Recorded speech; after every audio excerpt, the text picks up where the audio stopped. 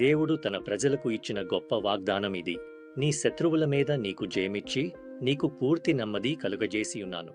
ఇది బైబిల్లో 2వ సమూయేలు 7వ అధ్యాయము 11వ వచనం. దేవుడు మీ అన్ని శత్రువులపై మీకు పూర్తి విజయాన్ని ప్రసాదిస్తాడు. మీకు శాశ్వతమైన మరియు లోతైన నెమ్మదిని అనుగ్రహిస్తాడు.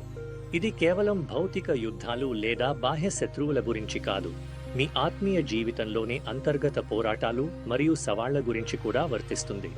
క్రీస్తు తన శిలువపై అంధకారాన్ని పూర్తిగా జయించి మానవుల పాపంపై అసమానమైన మరియు శాశ్వత విజయాన్ని సాధించాడు.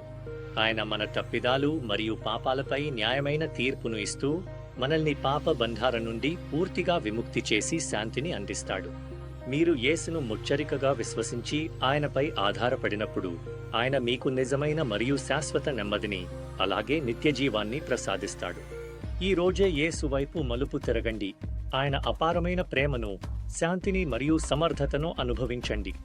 ఆయన మీ జీవితంలోని అన్ని శత్రువులపై మీకు పూర్తి విజయాన్ని మరియు శాశ్వత నెమ్మదిని అనుగ్రహిస్తాడు.